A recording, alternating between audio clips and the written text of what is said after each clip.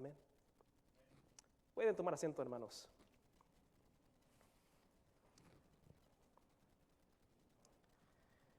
En los últimos 2 meses y medio hemos estado estudiando la Biblia con los jóvenes, ¿verdad? Viendo diferentes aspectos, viendo la historia de la Biblia, viendo la historia del canon.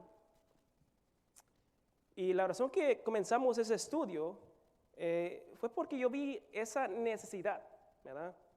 Que mucha gente no tiene ni idea de cómo fue compuesta la Escritura. Mucha gente constantemente ataca la palabra de Dios. Y yo quise, darles más información a los jóvenes porque es tan importante para ellos. Salen de la high school, van para la universidad y muchas veces lo que sucede es que con un golpe pequeñito ya quebrantó su fe. Hay tanta importancia en esto, en la palabra. Y es por eso que le traigo un mensaje hoy similar.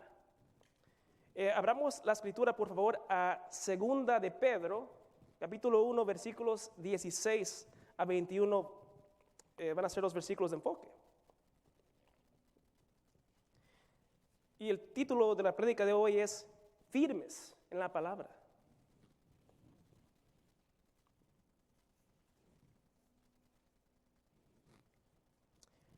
Segunda de Pedro 1, 16 a 21 dice lo siguiente.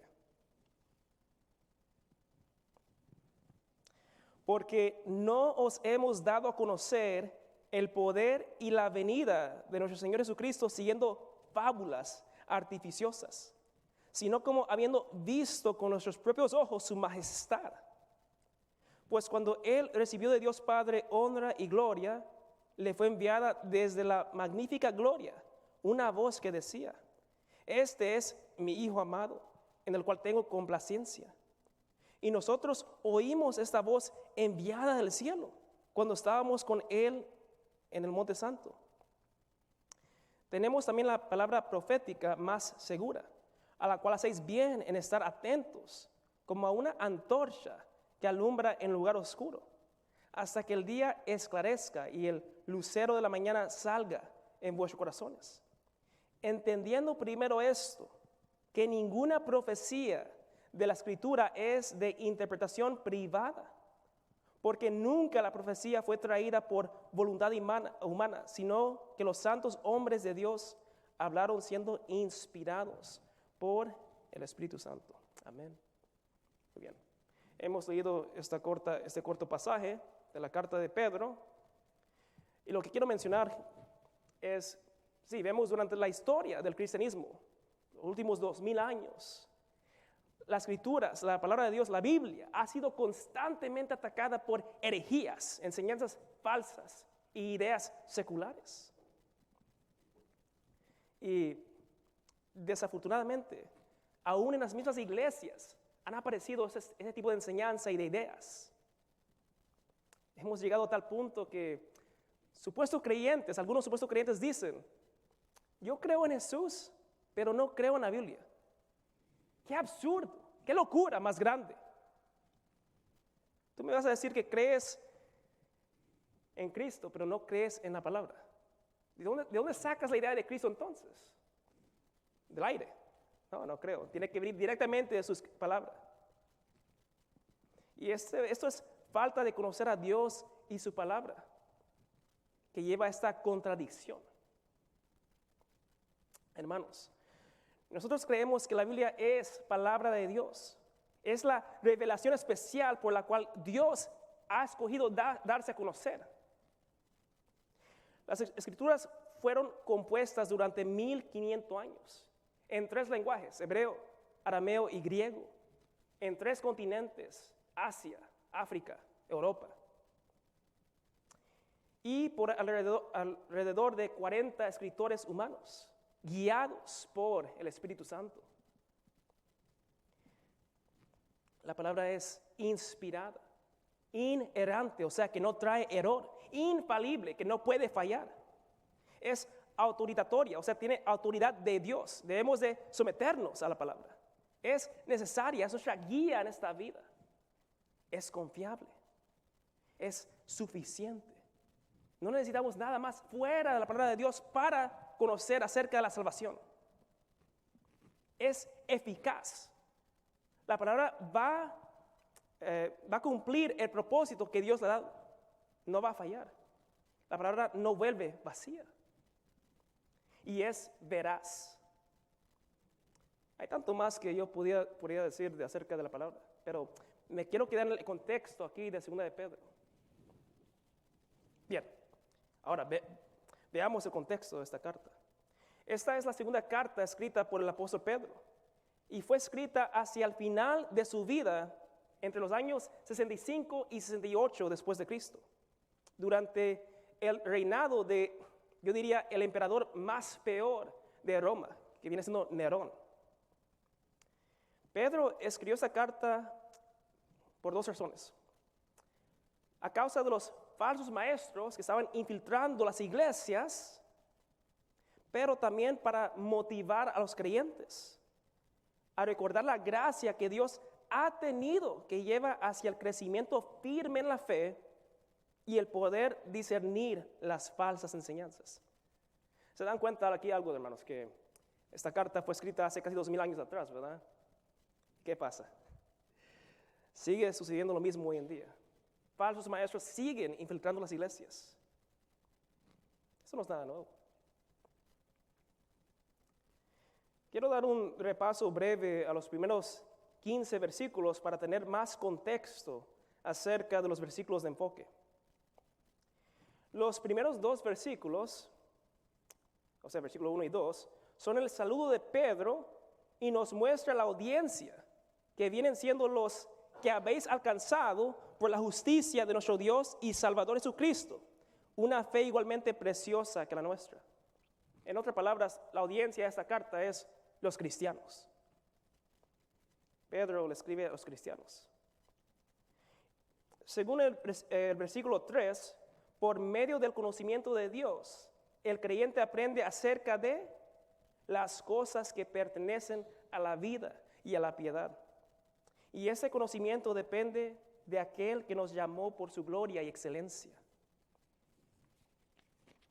Sigan conmigo, hermanos. El versículo 4 continúa con el conocimiento de Dios. Continúa con que el conocimiento de Dios lleva a conocer sus preciosas y grandísimas promesas, para que por medio de ellas llegaseis a ser participantes de la naturaleza divina, habiendo huido de la corrupción que hay en el mundo a causa de la concupiscencia. Los versículos 5 a 7 nos hablan acerca de las virtudes de un cristiano. Y el versículo 8, el propósito de tales virtudes, de ser fructuosos y no estar ociosos ni sin fruto en cuanto al conocimiento de nuestro Señor Jesucristo.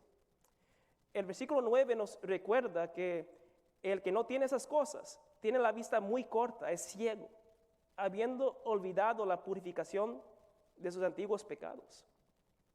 Los versículos 10 y 11 se enfocan en tener diligencia como creyente, de estar firme en la creencia con énfasis en el llamado y elección, pues el Señor provee la entrada a su reino eterno.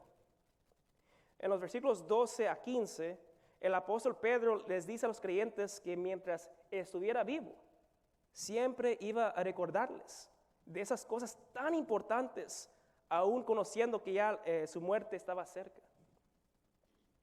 Para darles un resumen de esos últimos 15 versículos, Pedro da sus saludos y nos apunta a la importancia del conocimiento de Dios, que nos lleva a conocer ¿qué? Sus promesas, para que por medio de ellas seamos edificados en las virtudes que Dios mismo provee.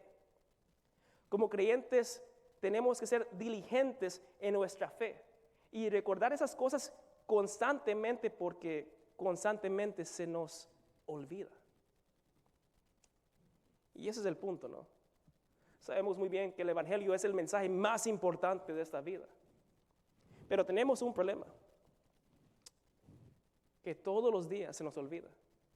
Se nos olvida la gracia de Dios, se nos olvida la misericordia que Dios ha tenido en nuestra vida. Por eso le digo, hermano, que si alguien le da el Evangelio, usted siendo creyente, no se enoje, porque como creyentes aún necesitamos el Evangelio todos los días de nuestra vida.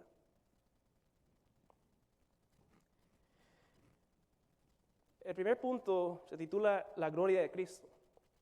Y vamos a enfocarnos en los versículos 16 a 18. Voy a leerlo otra vez, 16 a 18. Porque no os hemos dado a conocer el poder y la venida de nuestro Señor Jesucristo siguiendo fábulas artificiosas, sino como habiendo visto con nuestros propios ojos su majestad. Pues cuando Él recibió de Dios Padre honra y gloria, le fue enviada desde la magnífica gloria una voz que decía: Este es mi Hijo amado, en el cual tengo complacencia.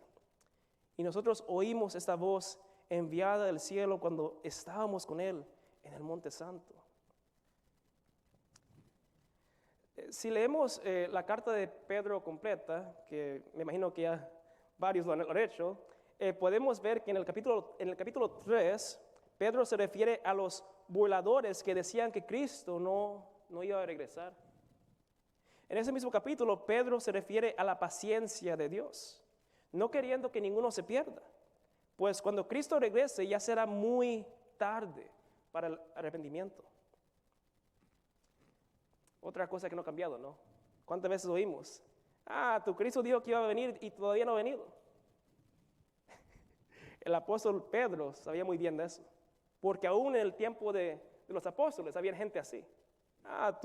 Tu Dios, tu Señor nunca va a regresar. Eso era mentira. No, Él va a venir de nuevo.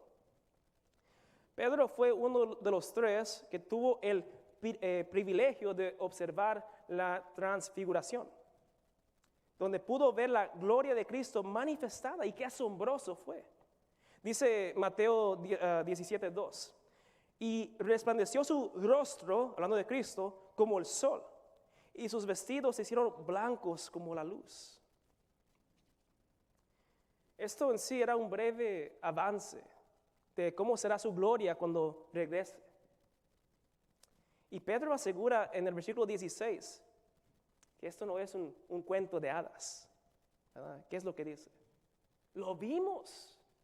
Fuimos testigos oculares de Cristo. No les estamos diciendo mentiras, lo vimos. Vieron su majestad, la magnificencia del Rey de Reyes.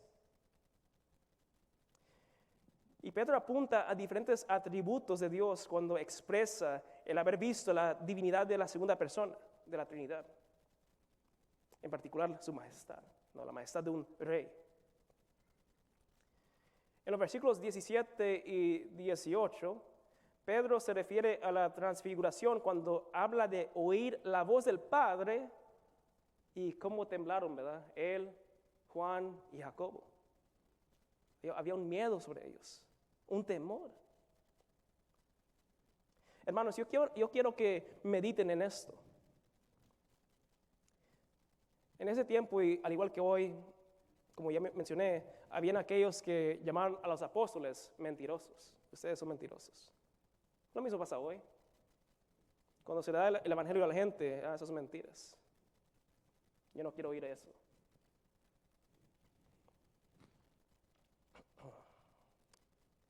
Aún los mismos maestros del judaísmo estaban ciegos, porque ellos leían, la escritura constantemente, pero estaban ciegos a no ver que todas las escrituras apuntaban a Cristo.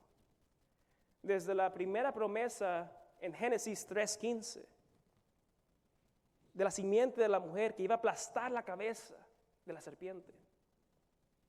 Ellos no podían ver eso. No podían ver las promesas. Pedro afirma la verdad.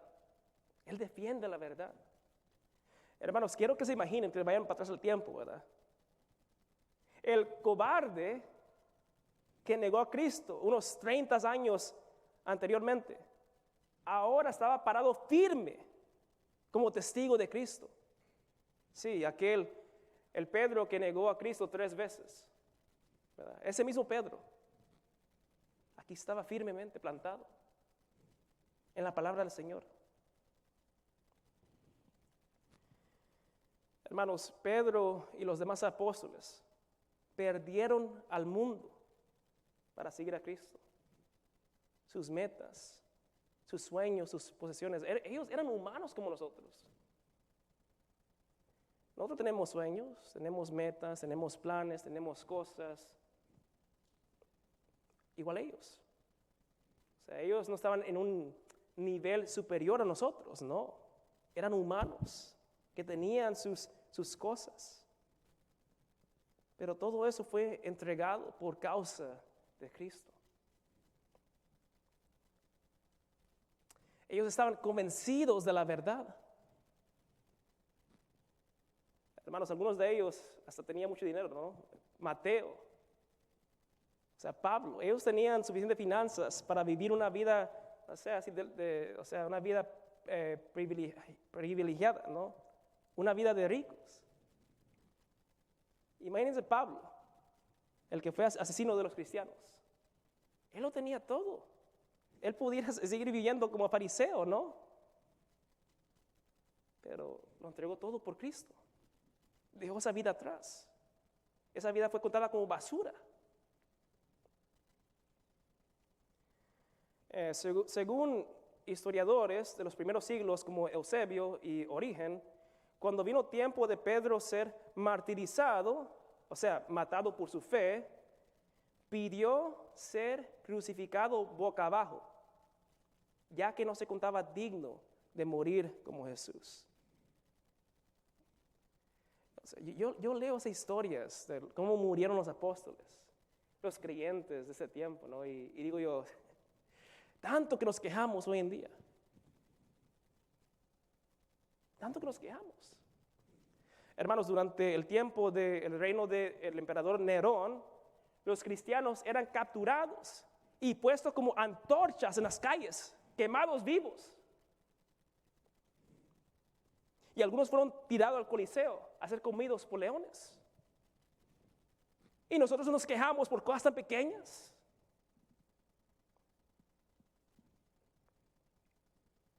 ¿Y cuántas más historias de mártires vemos en el Nuevo Testamento? Por ejemplo, Esteban, que fue el primer mártir del Nuevo Testamento, uno de los 7 diáconos. Y durante la historia, o sea, durante el tiempo de la Reforma, o sea, los siglos 14, 15, por ahí, muchos creyentes fueron quemados también. O sea, porque no estaban de acuerdo con las enseñanzas de la Iglesia Católica Romana. Y fueron quemados. Nosotros, ¿qué estamos esperando? Estamos esperando que nos pase lo mismo a nosotros para reaccionar.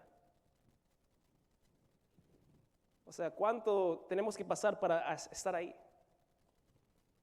Para que podamos despertarnos y parar de quejarnos por cosas que ni valen la pena quejarse.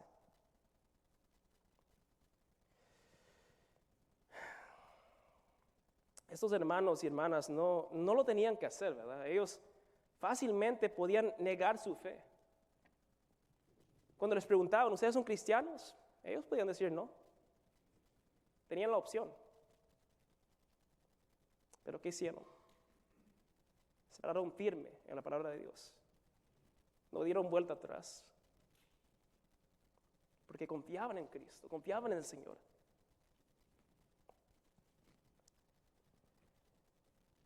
Ellos estaban parados firmes en la palabra de Dios, en sus promesas, en nuestra esperanza viva que es nuestro Señor y Salvador Jesucristo. Ahora, nuestros ojos quizás no ven a Cristo físicamente, pero nuestro corazón día a día encuentra su descanso en Él. Me encanta y lo compartí con algunos hermanos, pero me encanta esa cita de Agustín. O sea, que nuestros corazones no encuentran descanso hasta que descansan en Él.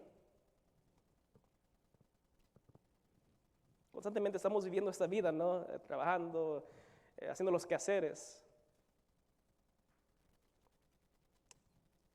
Pero siempre debemos de reconocer que eso en sí, nada de eso nos vamos a llevar con nosotros cuando fallecemos.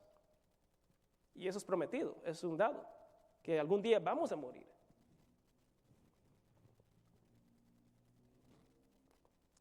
Por eso cuando yo escucho eso, ¿verdad? Que algunos digan que creen en Cristo, pero no su palabra, eso es imposible.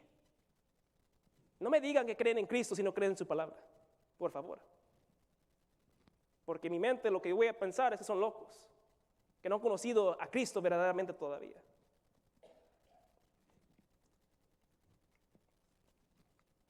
Eso es absurdo. Si dices esto, has creado un Dios a tu imagen pecaminosa. Si dices ese tipo de cosas, tú has creado un ídolo en tu corazón. Un Dios hecho a tu imagen. Dios nos ha dejado esta colección de libros, 66 libros, como nuestra guía, y en su providencia ha supervisado la preservación de su palabra. Así de simple. Dios es soberano, Él está en control de todas las cosas, Él cuida su palabra. No puede ser alterada, no puede ser cambiada.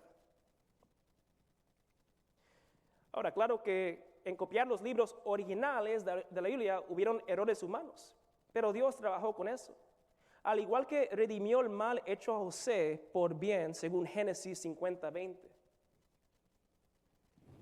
Hoy en día, como le había mencionado a los jóvenes, hoy en día no tenemos los libros originales de la Biblia, pero tenemos miles y miles de manuscritos, que combinándolos todos, básicamente formamos el texto original.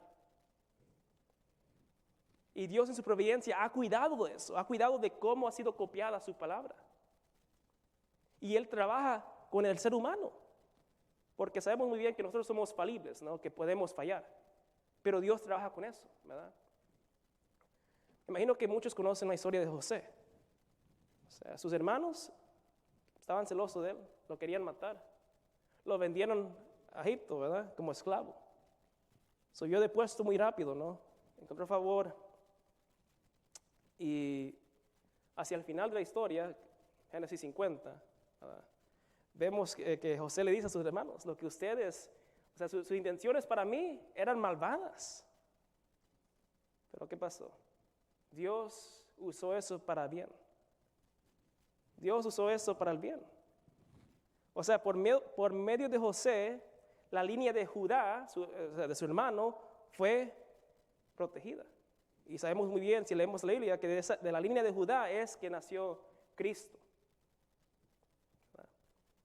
En sí podemos ver que es que la Biblia entera apunta a Cristo, ¿verdad? Enteramente apunta a Cristo. Dios es veraz. Es por eso que podemos decir que la Biblia es veraz, porque la Biblia es palabra de Dios. Tiene que ser veraz. El segundo punto se llama la veracidad de la Biblia. Eso lo vemos en los versículos 19 y 20, y los leo. Tenemos también la palabra profética más segura, al cual hacéis bien en estar atentos como a una antorcha que alumbra en lugar oscuro, hasta que el día esclarezca y el lucero de la mañana salga en vuestros corazones. Entendiendo primero esto, que ninguna profecía de la Escritura es de interpretación privada. Algo bien interesante ahí. Aquí les va una pregunta, hermanos. No la tienen que contestar, pero nada más piensen. Pregunta. Cuando se van a sentar en una silla, ¿le hacen exámenes de firmeza primero? Para ver si se va a quebrar cuando se siente. Cuando caminan en la calle, ¿le hacen exámenes a los edificios para asegurar que no le vayan a caer encima? Cuando se sientan a comer comida, ¿le hacen un examen científico para asegurarse que no traiga veneno? Bueno, yo imagino que la respuesta a todo eso es no, ¿verdad? O sea, no hacemos exámenes, o sea, para ver si algo es confiable, ¿verdad? Nada más asumimos que algo es confiable. Asumimos. Yo si me voy a sentar en un restaurante a comer, yo no ando viendo ahí, a ver, tiene veneno por aquí, no, yo me la como ya, ¿verdad? Para llenarme. Quizás no lo pensamos conscientemente, pero todos los días estamos confiando en algo o alguien. Lo sorprendente es que confiamos en las obras de seres humanos, que aunque algunos son profesionales, son falibles. O sea, pueden errar. Pero ¿cuánto nos cuesta creer en lo único que es 100% veraz? Qué ironía, ¿verdad? Que fácilmente, confiamos en las cosas que usamos, confiamos fácilmente en las personas. Pero ¿cuánto nos cuesta confiar en Dios? ¿Cuánto nos cuesta confiar en su palabra?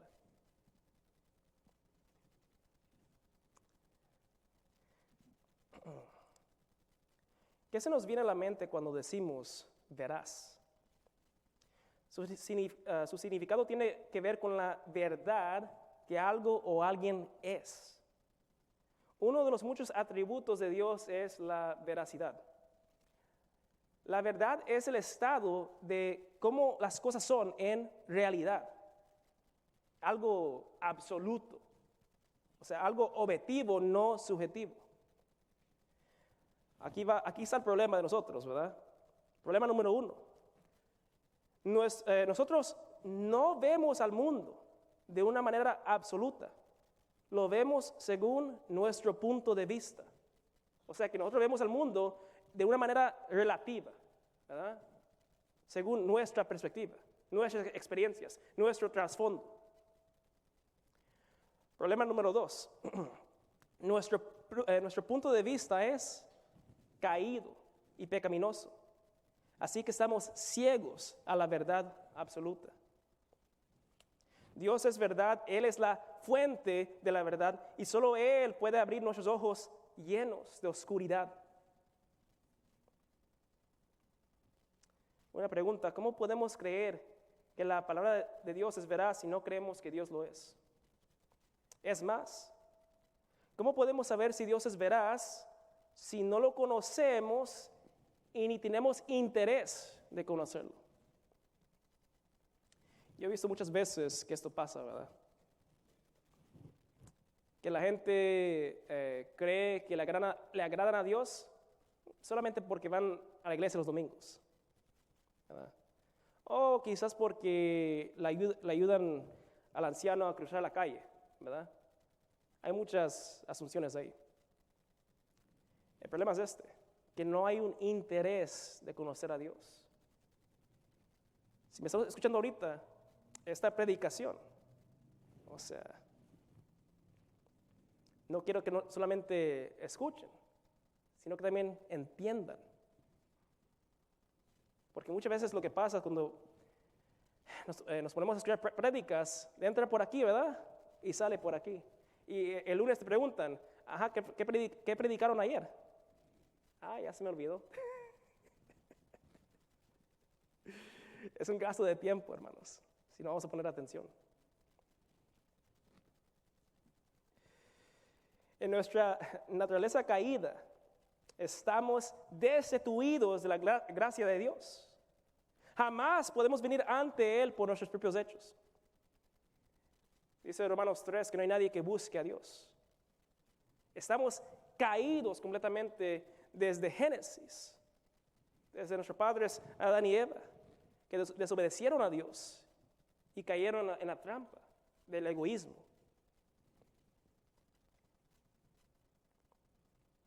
Entonces, ¿qué pasó? No hay una manera para atrás a Dios. Suena un poco triste, ¿no? O sea, ¿me estás diciendo a mí que no hay nada que yo pueda hacer para que Dios me salve? Por tus propios hechos, tus propias obras. No hay nada que puedas hacer. Estás perdido. Pero el que conoce el Evangelio, o sea, las buenas noticias, ha conocido que el Hijo vino a reconciliar todo aquel que cree en Él con el Padre. O sea, por medio de Cristo, de creer en Cristo, somos salvos. Es así de simple. ¿Crees en Cristo sinceramente? Sí, eres salvo. ¿Me estás diciendo que no tengo que hacer nada para ganarme la salvación? Así es. Eres salvo. Eres justificado solamente por fe, como lo explica Efesios 2. Ahora, si regresas a vivir tu vida como siempre la vivías, lo que me enseña eso a mí es que no eres salvo. Porque cuando hemos sido salvos, eso produce frutos de arrepentimiento en nosotros. O sea, Dios nos va cambiando. Menciono el Evangelio aquí por dos razones. Una, porque es el mensaje más importante de esta vida.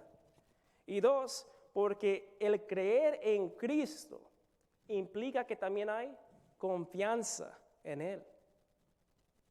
O sea, ¿cómo puedes creer en Cristo si no tienes confianza en Él? Por nosotros mismos no podemos ir ante el Padre. Así que paremos de confiar en nuestras habilidades, en lo que podemos hacer nosotros.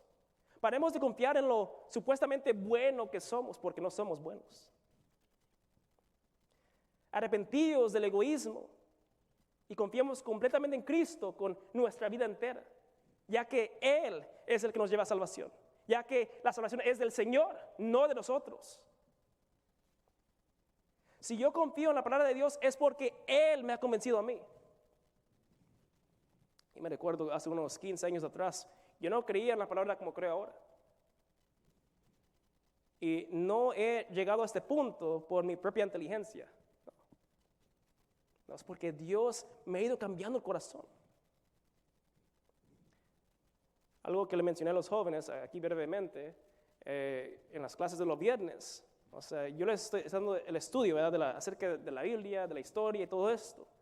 Pero yo les digo, o sea, con todo esto que estamos estudiando, eso no es lo que te va a convencer. O sea, tú puedes aprender todo acerca de la Biblia, puedes aprender tantas cosas, pero eso no te va a convencer.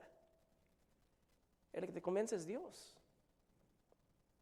Dios te convence. Así como me convenció a mí, Él puede convencer a cualquiera. Pedro habla acerca de tener la palabra profética segura en el versículo 19. Esto apunta directamente a la palabra de Dios, que viene siendo la palabra profética, siendo confiable. Podemos confiar en la palabra de Dios. La Biblia habla acerca de la condición humana y en sí es comprobada porque aún somos los mismos hoy en día que Adán y Eva. Nada ha cambiado. Es la triste realidad. ¿Tenemos nueva tecnología? Sí. ¿Tenemos, hemos hecho progreso en la medicina? Sí, sí. Pero usted ve las noticias y ve todo el tipo de barbaridades que pasa hoy en día, de violencia, de racismo, todas las cosas que pasan todavía. Y se dan cuenta de algo. Que desde el tiempo de Adán y Eva, seguimos siendo los mismos de siempre, nada ha cambiado. Estamos corrompidos siempre.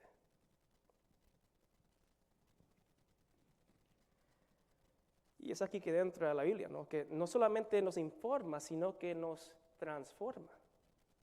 El que ha conocido y tiene la salvación de parte del Señor, día a día es santificado, o sea, hecho santo, con el propósito de ser moldeado a la imagen de Cristo.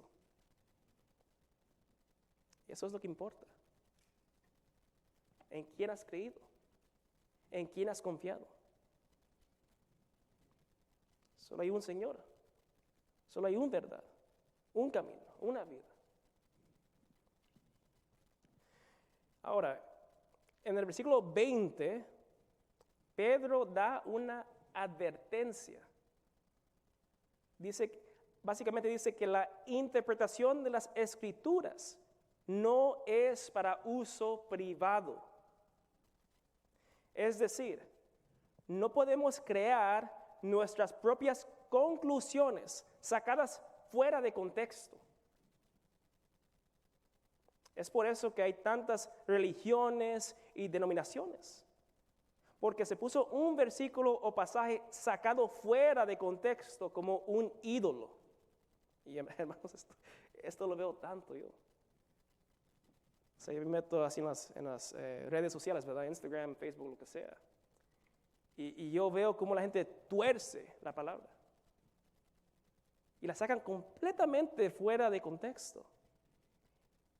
Y sabemos muy bien que nuevas religiones fueron comenzadas, por lo mismo. O sea, ¿de dónde creen que proviene, por ejemplo, el mormonismo o los testigos de Jehová? De eso mismo, de torcer las escrituras, según un versículo o un pasaje sacado fuera de contexto.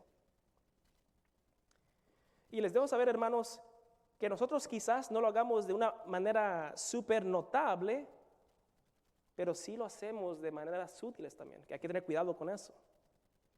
Les voy a dar un ejemplo, ¿verdad? Filipenses 4:13. Todo lo puedo en Cristo que me fortalece. Qué bonito ese versículo. Ahí la gente lo pone así, ¿verdad? Que, en su pared, en su Facebook, ¿verdad? Todo lo puedo en Cristo que me fortalece. Sí, es un texto muy lindo. Suena bonito. Pero sacado fuera de su contexto, es vaciado de su significado bíblico. ¿Qué es lo que quiero decir? Bueno, un ejemplo, ¿verdad? Digamos que otra vez voy al restaurante, ¿verdad? No es que tenga hambre, hermanos, pero digamos otra vez que voy a comprar una hamburguesa, ¿verdad? La mesera me trae solamente el pan. Yo voy a estar bien confundido, ¿no? ¿Dónde está la carne? ¿Dónde está lo demás? ¿Por qué me trae solo el pan? Es lo mismo que se hace cuando sacamos versículos o pasajes fuera de contexto, le quitamos la carne, la sustancia. Hermanos, le pido que si lo han hecho, que no lo hagan. Por favor, no usen este texto superficialmente, como un amuleto de la suerte para su negocio o para ganar un deporte. Filipenses 4:13, Pablo lo escribe. ¿Por qué lo escribió Pablo? ¿Por qué escribe Pablo Filipenses 4:13? Bueno, primeramente Pablo lo escribió desde la cárcel. Él estaba arrestado cuando escribió esta carta, ¿verdad? ¿Y por qué Pablo escribió esta carta? Para motivar a los creyentes que eran perseguidos y matados por su fe. Y tú me dices que vas a usar ese texto para suerte. Por favor.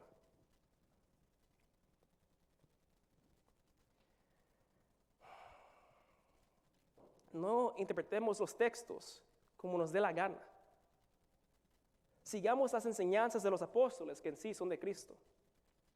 Tenemos que quedarnos aquí en el contexto de la palabra.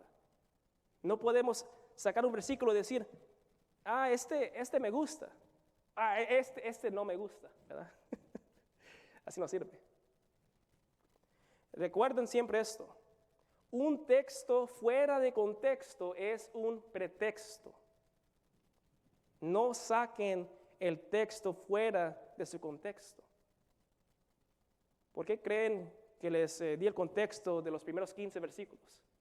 Por lo mismo, ¿verdad? Yo no me quiero salir del contexto, por eso le di el contexto primeramente. Bien, ahora vamos al último punto. La Biblia es palabra de Dios, versículo 21.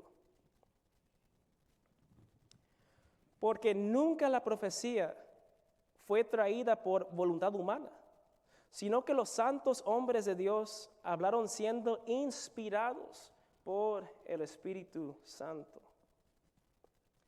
La profecía nunca fue traída por voluntad humana. Los santos hombres de Dios hablaron siendo inspirados por el Espíritu Santo. Si la Biblia es palabra de Dios, es dado o es un hecho que no fue escrita por voluntad humana. Sí fue escrita por humanos, pero no por voluntad humana. O sea, ¿la Biblia fue escrita por seres humanos? Sí. ¿Fue escrita por Dios? Sí, también. O sea, desde el primer escritor humano, que viene siendo Moisés, hasta el último, que viene siendo el apóstol Juan. Sí, seres humanos la escribieron, pero Dios también. Dios usó a diferentes hombres durante la historia para componer las escrituras según su voluntad, la voluntad de Dios. Cuando decimos que esos hombres fueron inspirados, Yo no quiero que piensen que cayeron como en un trance, un éxtasis o algo así, ¿verdad? No, no, no. Con el contexto bíblico, inspiración significa que Dios respiró sobre ellos para que lo que escribieran no tuviera falsedad. Esto Dios lo hizo sin quitar de ellos su humanidad. O sea, es por eso que podemos ver diferentes estilos de escribir, diferentes caracteres en la palabra, ¿no?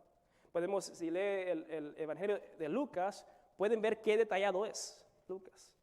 En sí, era doctor, ¿verdad? Si lees el Evangelio de Mateo, puedes ver que él se dirigía a la audiencia de los judíos, ¿verdad? Si lees las cartas de Pablo, puedes ver cómo se emociona, ¿no? Gálatas insensatos, ¿verdad?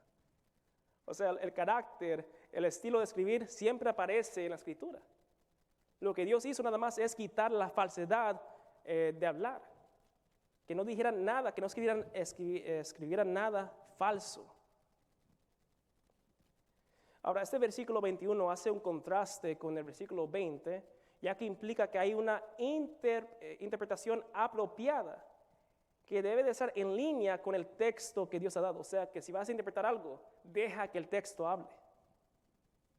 No metas tus pensamientos aquí, sácalos, extráelos de la palabra.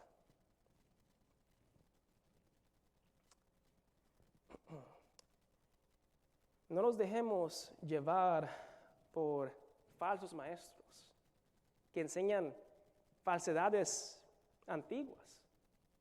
Hermano, ¿ustedes creen que las herejías, las enseñanzas falsas que vemos hoy en día son nuevas? No, siempre ha existido.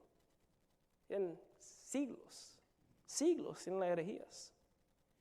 ¿Y cómo es que siguen entrando en la iglesia? Fácil, la gente no lee su Biblia, la gente no estudia, se dejan manipular por aquellos falsos maestros que le traen enseñanzas destructivas. Se dejan, es por eso. Durante el tiempo de los apóstoles, en el primer siglo, o sea, los apóstoles le daban duro a la enseñanza falsa. Ellos no decían, bueno, déjalo, si ellos quieren hacerlo, está bien. No. La falsa enseñanza era sacada de la iglesia en cualquier momento que aparecía. Y lo podemos ver en las cartas de los apóstoles, ¿no? De Pablo, de Pedro, de Juan, de Judas. O sea, no nos dejemos llevar por falsas enseñanzas. Quedemos siempre en el texto, leamos la palabra.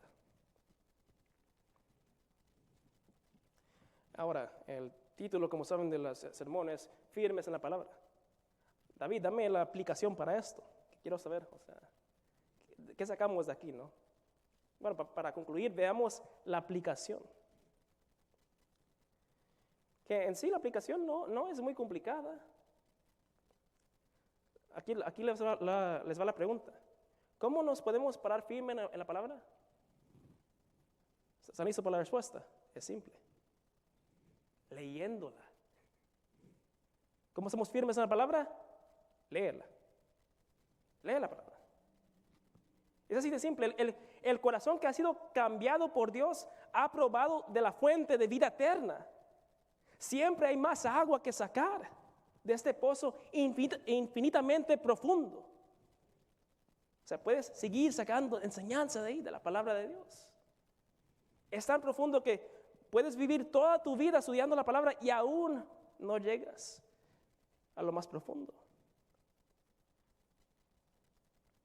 Cuando Jesús dio la palabra dura en Juan 6, no sé si se recuerdan, muchos de la gente que le estaba siguiendo, ¿qué pasó? Se fueron, ¿verdad? Y Jesús le hace la pregunta a los apóstoles. ¿Ustedes también se quieren ir? ¿Y qué fue lo que contestó Pedro? Señor, ¿a quién iremos? Tú tienes palabras de vida eterna y nosotros hemos creído y conocemos que tú eres el Cristo, el Hijo de Dios viviente. ¿A dónde iremos? No hay lugar donde podamos ir. Dios nos ha sacado de la vana manera de vivir. ¿A quién iremos? ¿A dónde? Esa es una pregunta que siempre debe estar constante en nuestra mente. Dios, me has sacado de donde yo estaba. ¿A quién voy a ir sino a ti? ¿Hemos creído en Cristo? ¿O hemos hecho un Cristo imaginario? ¿Hemos creído en su palabra o la torcemos para nuestro beneficio?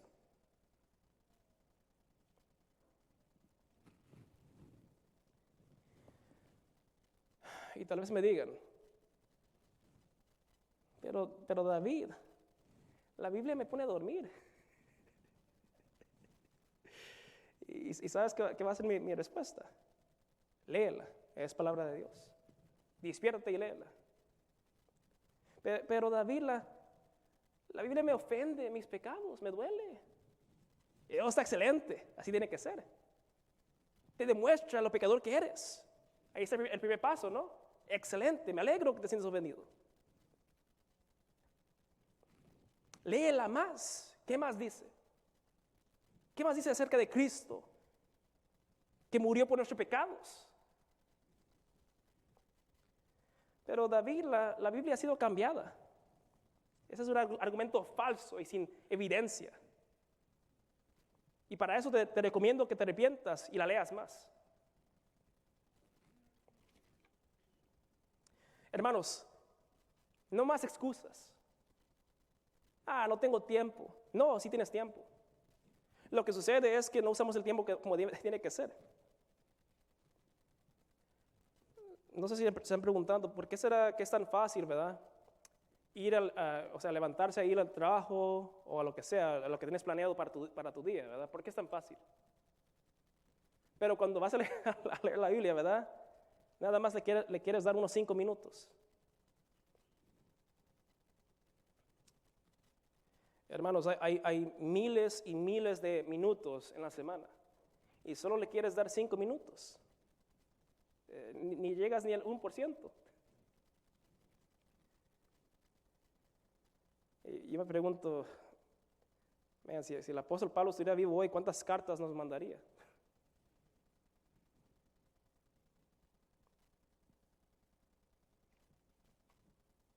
¿Por qué es que lo echamos como si fuera nada? Si es palabra de Dios. ¿Por qué se nos hace tan fácil poner todo a frente y dejarlo de último? Si decimos que somos cristianos, al leer la palabra de Dios ha dicho, confiemos en la palabra de Dios porque Dios es más que digno de toda confianza. Que la palabra de Dios sea un tesoro para nosotros. Que el leerla sea de prioridad más alta que todo lo que hacemos. Aún más que el trabajo.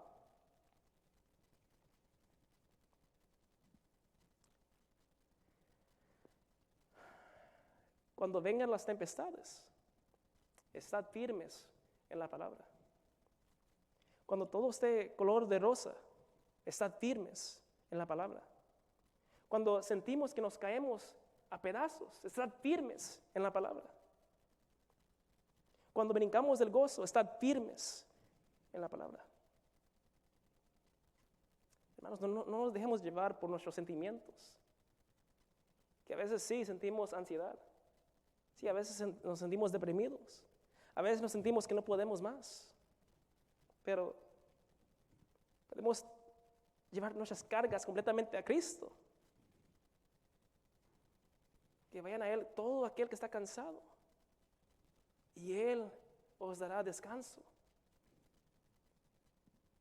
No tienes que seguir sufriendo en tu manera vana de vivir. Ven a Cristo. El Señor nos tiene de la mano. Cada día Él mismo nos sostiene. Si me ves aquí parado es porque Él me tiene aquí. Qué fácil es fallecer en la noche. Cualquier cosa puede pasar y nos fuimos. Y con todo esto, en saber todo esto, cómo Dios nos tiene y provee, y tú me vas a decir que no tienes tiempo para Él. Es una gran hipocresía. Es un gran egoísmo. Es una gran necedad. Somos tan cabezones. Dedica tiempo a estudiar la Biblia. Quizás hay mucho de lo que leemos que no sabemos. Bueno, en vez de rendirnos leyendo el libro de Números, porque hay mucho ahí, ¿no? Hablemos entre hermanos acerca de esos pasajes o versículos difíciles. Que sea una disciplina, que sea parte de nuestras vidas. Ya que por medio del poder del Espíritu Santo, su palabra obra en nosotros continuamente, cambiando nuestro carácter y nuestros anhelos.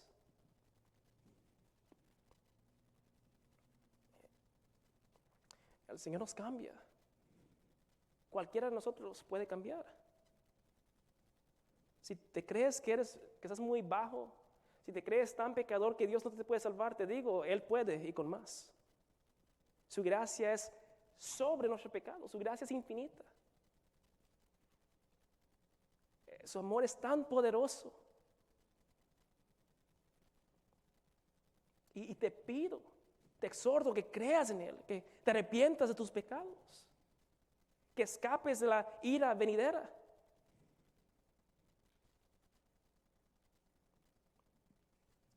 Voy a acabar con esos versículos de 2 de Timoteo 3, 16 y 17, que dice, toda la escritura, toda la escritura, o sea, no solo el Nuevo Testamento, sino toda, los 66 libros, toda la escritura es inspirada por Dios y útil para enseñar, para redarguir, para corregir, para instruir en justicia, a fin de que el hombre de Dios sea perfecto, enteramente preparado para toda buena obra. No podemos nosotros solos, hermanos, que Dios nos ayude. Pero sí, les exhorto, lean su Biblia. No sean llevados por falsas enseñanzas que hoy en día abundan. Créanle. Oremos, hermanos. Oh Dios, hasta aquí nos has traído y te damos gracias porque eres tan glorioso y tan bondadoso. Eres tan bueno con nosotros, Dios. Tú que lo sabe todo, tú que eres más que poderoso, tú que estás en todas partes. Oh Dios, todo sabio, glorioso. Señor, ayúdanos, que tengamos esa hambre y esa sed, ese interés por leer tu palabra para conocerte más, Dios. Que no nos dejemos llevar por fuentes corruptas, que no nos dejemos llevar por enseñanzas falsas, por doctrinas falsas, Señor. Ayúdanos de huir de herejías. No nos dejes enseñar cosas que no son bíblicas. No nos dejes devotar tiempo, dar tiempo a cosas que no valen la pena, Dios. Ayúdanos. Ayúdanos porque no podemos nosotros solos. Reconocemos que somos débiles, pero que en ti somos fuertes, Dios. Porque tu poder se magnifica en nuestra debilidad.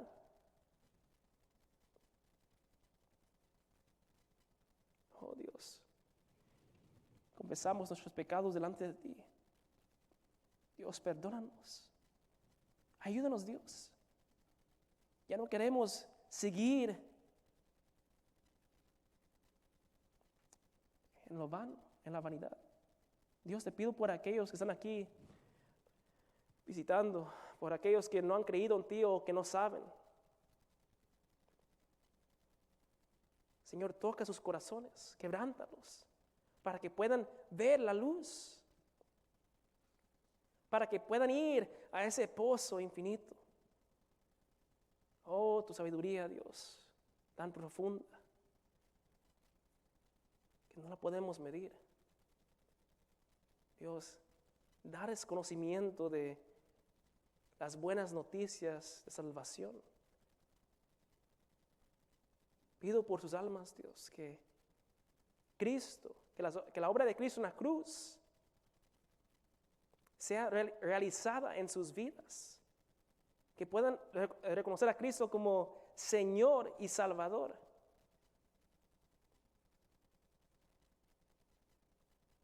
Que vean a Cristo. Oh Dios, ayúdanos a ver la gloria de la cruz. Amén.